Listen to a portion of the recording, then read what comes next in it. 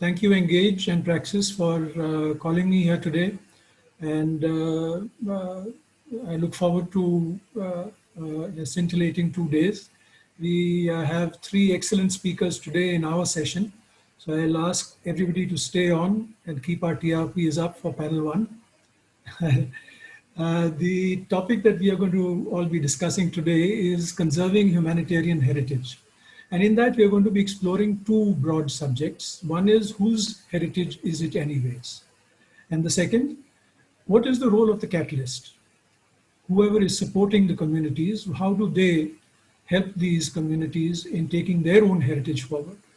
So to explain the intricacies of these two themes, I'll start with a story. This is a story of the pastoral communities of the Banni grasslands, a part of the integrated Sindh region that was bifurcated into India and Pakistan in 1947. The Banni is an integrated grassland ecosystem of 2,500 square kilometers, wherein the cows and buffaloes herders roam freely, following the ebbs and flows of the biodiverse grasses that grow over here.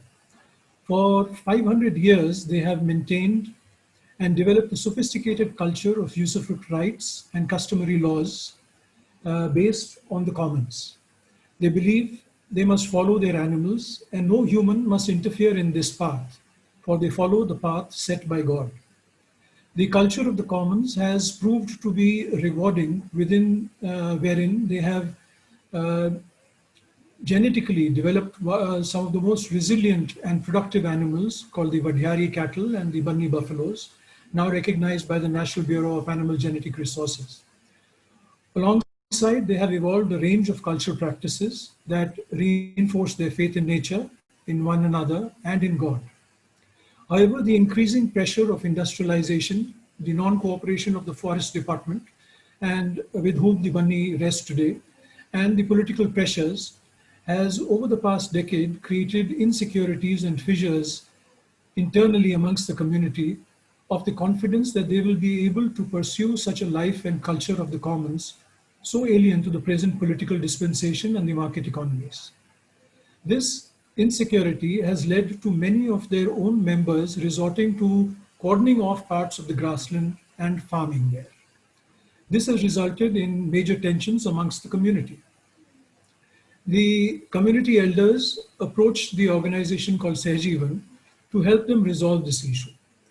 On facilitating several internal discussions within the community, the NGO and the elders realized that the community agreed that they were breaking from tradition at their own peril, but saw no other recourse.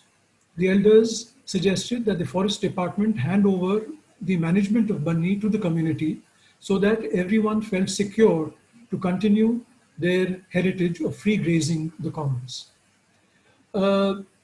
Progressive legal provision of the Forest Rights Act was systematically applied for by the community, which gives rights and responsibilities of maintaining the grasslands as the commons. However, the political parties would not have such a large area be given over for control to the minority communities in India. Finally, the elders suggested that they take themselves and the government to court for breaking from tradition and destroying their ecosystem. The highest court of the country, the National Green Tribunal, set up by the Supreme Court, accepted the petition, and the judge was extremely amused to see that a community had come to put a case on themselves to help them save their own heritage. And they are holding the state now and the government responsible for going against the laws of the land and therefore destroying a heritage and a culture of the commons.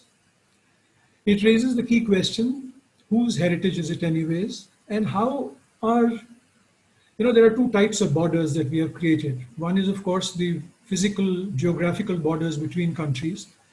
But the second big border that we are constantly having to confront, which Mr. Rao earlier also was talking about, is the market economy itself, which only looks at products, does not look at the process. And most of our heritage, most of our cultural practices have given equal importance to the entire process of developing a product, whether it be a building or a craft or anything else, as something that reinforces your relationship with each other and with nature. And so I'll give you a small story again. Is the same pastoral communities have a relationship with the Khatris of this region, who developed this beautiful textile called Ajrak. Ajrak is a textile dyed in 7 steps, a very intricate process of red, blue, and black patterns. Each Khatri family is responsible for making and representing and the requirements of Ajrak for about 10 to 15 pastoral families. No marriage of a pastoral community is ever complete without Ajrak being presented. However, in the 2 or 3 decades, this relationship has broken as the pastoral economies suffered and the government and NGOs found markets for the Khatris in Delhi and abroad. Khamir, a craft NGO, got the pastoralists' older generation and the young Khatris to dialogue over their traditional relationship. The pastoralist elders blamed the new generation of Khatris of deteriorating the craft quality for an urban, uneducated market that did not understand the significance of Ajrak. The Khatris agreed that while they made good money, the broken relationships with the pastoralists took away the soul of the cultural practice of making Ajrak. The pastoralists, whose economy has revived now, offered a reuniting of their relationship on condition that they improve the quality of their Ajrak. So the role of the catalyst, in this case, the NGO, is not only to look at the product and help them improve their economies, but actually look at the process itself of developing relationships between people. So this is essentially the basic theme of our panel today. And we will encourage the speakers and the listeners to give ideas of how to develop new frameworks of future conservation and new methodologies to preserve and conserve these traditions. So we have 3 panelists now, and Dr. May, Muzaffar, and